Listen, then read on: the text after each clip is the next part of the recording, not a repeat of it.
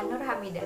Apa kabar teman-teman? Semoga kita semua selalu ada dalam keadaan sehat walafiat dan bahagia lahir batin ya. Pokoknya jangan lupa untuk berdoa agar keadaan ini cepat membaik dan pandemi ini cepat berlalu. Oh iya, ngomongin tentang pandemi, apa aja sih kegiatan yang kalian lakuin selama pandemi ini? Kayaknya kita mulai mencoba kegiatan-kegiatan baru ya. Kayak misalnya ada yang coba resep-resep baru, bikin dessert box atau bikin makanan baru. Oh ya, bicara soal kegiatan-kegiatan baru, semoga kegiatan ini bisa kita lakukan continue gitu ya, dan nantinya menjadi suatu kebiasaan yang baik bagi kita. Kebiasaan itu adalah kegiatan yang kita lakukan berulang-ulang, namun kita tidak sadar bahwa itu adalah kebiasaan kita. Kayak misalnya kamu abis mandi, anduknya ditaruh di kasur, ayo siapa yang suka kayak gitu. Nah itu tuh sebenarnya kegiatan yang kamu lakukan refleks gitu, tapi sebenarnya itu nggak refleks, itu tuh kegiatan yang kamu lakukan berulang-ulang yang jadinya itu jadi kebiasaan kamu, jadi ciri kamu gitu. Ketika kamu udah mandi, pasti anduknya ditaruh di kasur. Nah, di sini aku mau bahas tentang 7 kebiasaan baik yang penting dan wajib banget dimiliki oleh kita-kita ini. Menurut Sean Covey, dari bukunya yang berjudul The 7 Habits of Highly Effective Teen. Oke, mari kita bahas satu persatu kebiasaannya. Check it out. Kebiasaan yang pertama adalah jadilah proaktif. Proaktif adalah cara bagaimana kita mengendalikan hidup kita. Bersikap proaktif berarti bertanggung jawab atas tindakan yang dilakukan. Orang-orang proaktif membuat pilihan-pilihannya berdasarkan nilai. Orang-orang proaktif berpikir sebelum bertindak. Mereka sadar bahwa apapun yang terjadi kepada mereka tidak dapat mereka kendalikan, tetapi mereka selalu bisa mengendalikan reaksi mereka terhadap apapun yang terjadi. Kebiasaan yang kedua adalah merujuk pada tujuan akhir. Kendalikan takdirmu kalau kamu tidak mau dikendalikan oleh orang lain. Mengapa kita perlu merujuk pada tujuan akhir? Karena ketika kamu berada di persimpangan jalan, maka jalan yang kamu pilih akan mempengaruhimu selamanya. Dan jika kamu tidak menentukan masa depanmu sendiri, maka orang lainlah yang akan menentukan masa depanmu. Kita nggak mau kalau masa depan kita diputuskan oleh orang lain. Maka dari itu kita harus merujuk pada tujuan akhir kita sendiri. Kebiasaan yang ketiga adalah dahulukan yang utama. Di sini kita harus bisa menentukan prioritas untuk diri kita dan untuk masa depan kita tentunya. Sean sendiri mempunyai kuadran waktu yang dibagi menjadi 4 bagian. Yang pertama yaitu penting dan mendesak. Sesuatu ini penting, tetapi dilakukan di waktu yang mendesak. Kayak misalnya ujian. Kita tahu ujian itu penting, tapi kita menunda-nunda untuk belajar gitu. Jadi kita belajarnya pas besoknya mau ujian, baru kita belajar malamnya gitu. Jadi mendesak, ketika mendesak baru kita kerjakan. Kemudian yang kedua adalah penting tetapi tidak mendesak. Ini yang menjadi objektif dari kebiasaan yang ketiga, yaitu mendahulukan yang utama. Karena penting dan tidak mendesak ini merupakan cerminan dari orang yang bisa menentukan prioritas. Jadi dia tahu sesuatu ini penting, maka dari itu dia tidak lakukan dalam waktu yang mendesak. Terus yang ketiga, tidak penting tapi mendesak.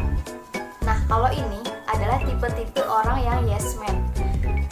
Jadi sebenarnya kegiatan atau sesuatu itu tidak penting, tapi karena dia didesak oleh seseorang atau mungkin oleh siapa atau oleh apa, jadi dia harus terpaksa melakukannya. Kayak contoh misalnya teman kamu ngajak kamu untuk nganter dia belanja. Nah, di situ kamu tidak bisa menolak. Jadi kamu menjadi orang yang iya aja gitu. Kamu gak punya prioritas kamu tuh apa. Sebenarnya kamu tahu prioritas kamu, tapi kamu gak bisa nolak. Nah, itulah orang-orang yang yes man gitu. Jadi sesuatu itu tidak penting, tapi mendesak dirinya sendiri. Kemudian yang keempat adalah tidak penting dan tidak mendesak. Contohnya kita ngobrol gitu sama teman-teman, atau enggak teleponan yang enggak penting dan tidak mendesak juga tetapi kamu lakukan. Nah itu dia, jadi objektif dari kebiasaan 3 ini, dahulukan yang utama, yaitu kamu harus bisa menentukan prioritas kamu. Oke.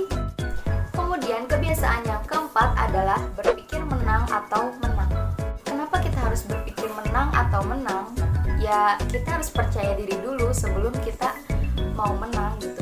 Ketika kamu percaya diri, ketika kamu berpikiran positif bahwa kamu bakal menang, maka lingkungan sekitar kamu akan membantu kamu mewujudkan pikiran kamu gitu. Ketika kamu berpikir kalah, maka seluruh lingkungan sekitar kamu akan membantu kamu mewujudkan pikiran kamu yang kamu itu bakal kalah, akan meyakinkan kamu bahwa kamu itu bakal kalah.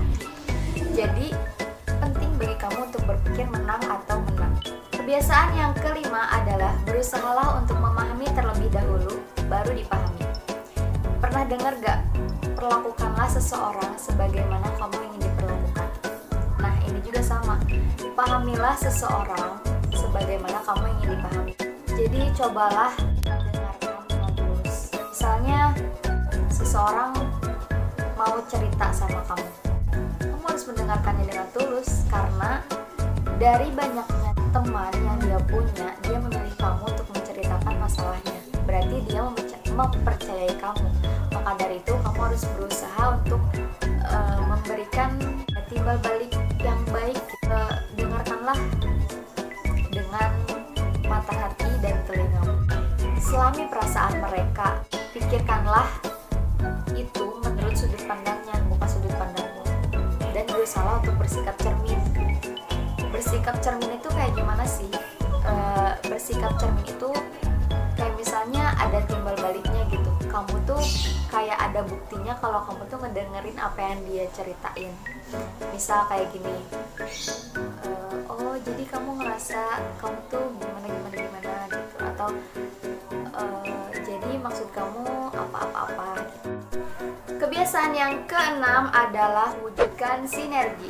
Mewujudkan sinergi ini perlu merencanakan tindakan. Yang pertama, cari solusi atau peluangnya. Yang kedua, temukan jalan mereka. Jadi kamu harus memahami ide-ide dari orang lain. Kemudian temukan jalan kamu. Kamu harus mengemukakan ide-ide kamu. Kemudian urun rembuk. Urun rembuk ini kamu harus kayak berdiskusi untuk menghasilkan ide-ide yang baru yang mungkin tidak akan kamu temukan jika kamu berpikir sendiri. Kemudian yang kelima, cari solusinya. Kebiasaan yang ketujuh adalah asahlah gergajimu. Kamu perlu merawat hal yang terbaik yang kamu miliki, yaitu diri kamu sendiri. Jadi buku ini menganalogikan bahwa gergaji itu adalah diri kamu sendiri. Kamu harus merawat tubuh kamu. Kamu harus makan yang sehat, minum air putih yang banyak gitu, kayak 2 liter sehari, olahraga yang cukup, dan sebagainya. Kemudian kamu juga harus mengasah otak kamu, mengasah pikiran kamu, agar kamu tuh lebih percaya diri dan lebih memiliki intelektual yang tinggi. Dan juga jangan lupa untuk selalu bahagia, agar jiwamu itu selalu tenang. Terkadang dunia ini memang menyebalkan dan kita tidak punya cara yang banyak untuk mengubahnya. Maka dari itu tertawa saja. Nah, kenapa sih kita penting memiliki 7 kebiasaan yang tadi? Karena dengan kita memiliki 7 kebiasaan ini, kita bisa mengendalikan hidup kita. Coba aja pikirin deh, kalau kita itu bersikap proaktif, yang mana sebelum bertindak itu udah dipikirkan. Gimana kita hidup kita nggak terkendali gitu? Kalau semuanya udah dipikirin, pasti kan hidup kita akan lebih terkendali dan kita lebih meminimalisir kesalahan-kesalahan yang akan dilakukan. Yang kedua yaitu kita bisa meningkatkan hubungan dengan teman-teman kita. Meningkatkan hubungannya seperti apa? Ya yang pastinya meningkatkan hubungan baik, yang mana kita harus memahami terlebih dahulu sebelum dipahami. Ketika kita bisa memahami seseorang, maka orang lain juga pasti akan bisa memahami kita. Dan disitulah orang akan merasa bahwa kita itu bisa dipercaya ataupun bisa nyaman, dan itu akan berdampak baik kepada hubungan pertemanan kita. Kemudian juga dengan memiliki kebiasaan ini kita bisa menentukan nilai-nilai ataupun sesuatu yang penting bagi kamu. Kita bisa tahu prioritas apa yang kamu butuhkan, dan dengan memiliki kebiasaan ini kamu akan menjadi lebih bahagia tentunya. Karena apa? Ya karena hidupmu itu udah terkendali gitu, udah sesuai dengan apa yang kamu inginkan. Kamu udah bisa mengendalikan hidup kamu dengan bersikap proaktif. Kamu udah punya tujuan akhir kamu bagaimana, terus hubungan kamu dengan orang-orang di sekitar kamu itu menjadi lebih baik dengan memiliki kebiasaan yang tadi.